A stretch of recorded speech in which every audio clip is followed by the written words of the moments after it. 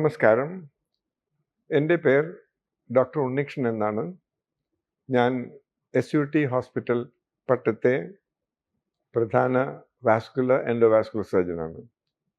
ഞാൻ ഇന്ന് പ്രതിപാദിക്കാൻ പോകുന്നത് മഹാധമനിയുടെ വികാസം എന്ന പ്രതിഭാസം അല്ലെങ്കിൽ എന്ന അസുഖത്തിനെ പറ്റിയാണ്. നിങ്ങൾക്കെല്ലാം അറിയുന്ന മാതിരി ശുദ്ധരക്തക്കുഴൽ, അതായത് മഹാധമനി, പല അസുഖങ്ങൾ, പ്രത്യേക തരത്തിലുള്ള അസുഖങ്ങൾ വരാൻ സാധ്യതയുള്ള ഒരു മേഖലയാണ്. ശുദ്ധരക്തം പമ്പ് ചെയ്യുന്ന വെൻട്രിക്കിൾ, അത് പമ്പ് ചെയ്ത് ആ ഹൃദയത്തിൻ്റെ പമ്പ് ചെയ്യുന്ന അറയുടെയും മഹാധമനിയുടെ ഇടയിൽ ഒരു വാൽവ് ഉണ്ട്, അയോട്ടിക് വാൽവ്. അത് കഴിഞ്ഞ് ഒരു 6-8 സെൻറ്റിമീറ്റർ അസെൻഡിങ് അയോട്ട എന്ന് പറയും, അതെല്ലാം നെഞ്ചിനകത്താണുള്ളത്. അത് കഴിഞ്ഞ് ആർച്ച് ചെയ്ത് അത് ഇടത് ഭാഗത്തേക്കിടെ പോയി താഴത്ത് ഡയഫ്രം എന്ന ഏരിയയിൽ കൂടെ താഴോട്ട് പോകുന്നതാണ്. പൊക്കിളിൻ്റെ പോയിന്റിൽ അത് 2 കാലിലേക്കും ഉള്ള രക്തക്കുഴലായി വിഭജിക്കുകയും ചെയ്യും. ഇത് മഹാധമനിയുടെ പല പല ലൊക്കേഷനിൽ നിന്നും അതാത് അവയവങ്ങൾക്ക്, ഉദാഹരണത്തിന് കയ്യിലേക്ക് പോകുന്ന രക്തക്കുഴൽ, തലച്ചോറിലേക്ക് പോകുന്ന രക്തക്കുഴൽ, കരോട്ടിഡ് ആർട്ടറീസ്, പിന്നെ ഈ സ്പൈനൽ കോഡ്, സുഷുമ്നാകാന്ഡത്തിലേക്ക് പോകുന്ന ഇൻറ്റർകോസ്റ്റൽ ആർട്ടറി, വൃക്കയിലേക്ക് പോകുന്ന രക്തക്കുഴലുകൾ, അതെല്ലാം പ്രത്യേകിച്ച് വൃക്കയിലേക്ക് പോകുന്നതും കുടലിലേക്ക് പോകുന്നതെല്ലാം വയറിനകത്താണ്. 2-3 തരത്തിലുള്ള അസുഖങ്ങളാണ് ഈ മഹാധമനിക്ക് പറ്റുന്നത്. ഒന്ന്, ജീവിതശൈലി രോഗങ്ങളിൽ ഉൾപ്പെട്ട അതെറോസ്ക്ലെറോസിസ് കാരണം മഹാധമനിക്ക് വികാസം സംഭവിക്കും.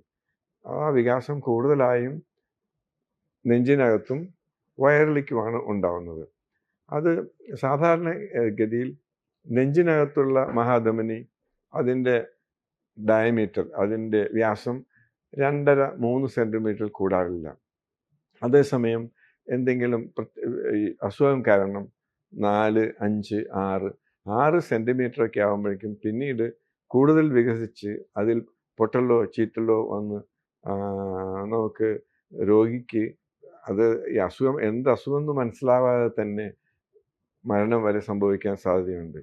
അതേമാതിരി തന്നെ ഈ മഹാധമനി വയറിലേക്ക് വരുമ്പോൾ അതിൻ്റെ വ്യാസം സാധാരണയായി 1.25 തൊട്ട് 2 സെൻറ്റിമീറ്റർ വരെയാണ് നോർമലായിട്ടുള്ളത്.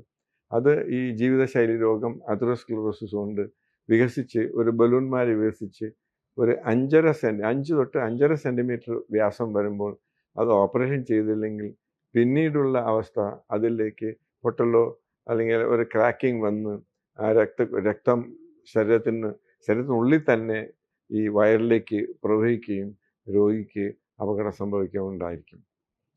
ഇത് കൂടാതെ ഇതിപ്പോൾ ഒരു 65-70 വയസ്സുള്ള ആൾക്കാർക്കാണ് സാധാരണ ഈ അതെറോസ്ക്ലെറോട്ടിക് അന്യൂറിസം, അതായത് വികാസം ഉണ്ടാകുന്നത്. അയോട്ടിക് ഡിസെക്ഷൻ എന്ന അസുഖം വരുന്നത് സാധാരണ 40, 50, 55, 60 വയസ്സിനുള്ളിലാണ്. ഇതിന് മുഖ്യ കാരണം ഈ മഹാധമനിയുടെ ഭിത്തി തന്നെ സിസ്റ്റിക് മീഡിയൽ നെക്രോസിസ് എന്ന ഒരു പ്രത്യേകതരം മസ്കുലർ കോട്ടിന് ക്ഷീണം സംഭവിക്കുകയും ഇവരുടെ ബ്ലഡ് പ്രഷർ, അതായത് രക്താതിസമ്മർദ്ദം കൊണ്ട് ഈ അയോട്ടയുടെ മഹാധമനിയുടെ ഭിത്തി തന്നെ വിള്ളലുണ്ടാവുകയും ഈ രക്തം ആ ഭിത്തിയിൽ കയറി അത് 2ആയി തിരിഞ്ഞ് ഒരു ട്രൂ ല്യൂമൻ, ഫോൾസ് ല്യൂമൻ വരികയോ, അല്ലെങ്കിൽ അതിലെന്തെങ്കിലും പൊട്ടൽ തന്നെ ഉണ്ടായി രോഗിക്ക് എന്താണ് അസുഖം എന്ന് സംശയിക്കുന്ന മാതിരി തോന്നാതെ പെട്ടെന്ന് അന്ത്യം ഉണ്ടാവുകയും ചെയ്യും. ഹാർട്ട് അറ്റാക്ക് ആണെന്നാണ് പലപ്പോഴും ഈ ഡിസെക്ഷനെ പറ്റി പറയുന്നത്. പക്ഷേ ഹാർട്ട് അറ്റാക്ക് എല്ലാവർക്കും ഒരു 30, 35, 40 വയസ്സുള്ള ആൾക്കാർക്ക്, പ്രത്യേകിച്ച് നല്ല ഹൈറ്റും മാഫൻ സിൻഡ്രോം, പിന്നെ അധികം രക്തസമ്മർദ്ദം കൂടുന്ന ആൾക്കാർക്ക്, വളരെ കഠിനമായ എക്സസൈസ് ചെയ്യുന്നവർക്ക് അയോട്ടയിൽ വിള്ളലുണ്ടാവുകയും അത് കാര്യമായ പ്രയാസത്തിൽ വരികയും ചെയ്യാം. അതുകൊണ്ട് നമുക്ക് ഈ അസുഖത്തിന് പലപ്പോഴും അതിൻ്റെ സിംറ്റംസ് കുറവാണ് കാണിക്കുക. 60, 65 വയസ്സുള്ള ഒരു രോഗി എന്ന് പറയുന്നില്ല, ഒരു സബ്ജക്റ്റ് അറ്റ്ലീസ്റ്റ് ഒരു 2-3 വർഷത്തിനിടയിൽ ഒരു MD ഡോക്ടറെ അടുത്ത് ചെന്നൊരു പരിശോധനയും വേണ്ടി വന്ന ആ ഒരു ചെസ്റ്റ് എക്സ്റേ, ചെസ്റ്റിൻ്റെ എക്സ്റേ അല്ലെങ്കിൽ വയറിൻ്റെ ഒരു അൾട്രാസൗണ്ട് പരിശോധനയ്ക്ക് എടുക്കുകയാണ് നല്ലതാണ്. ഇതെന്താണെന്ന് വെച്ചാൽ ഇപ്പോൾ മൂന്നാമത്തെ രോഗിയാണ് ഞാൻ ഈ 3 മാസങ്ങളിൽ ഓപ്പറേറ്റ് ചെയ്യാൻ പോകുന്ന ആൾക്കാർ. അവർ അൾട്രാസൗണ്ട് ചെയ്തപ്പോഴാണ് ഈ 1.25-2 സെൻറ്റിമീറ്റർ സൈസുള്ള വയറ്റിലെ മഹാധമനി 5-5.5 സെൻറ്റിമീറ്റർ ആയിട്ട് വികസിച്ചിട്ടുണ്ട്.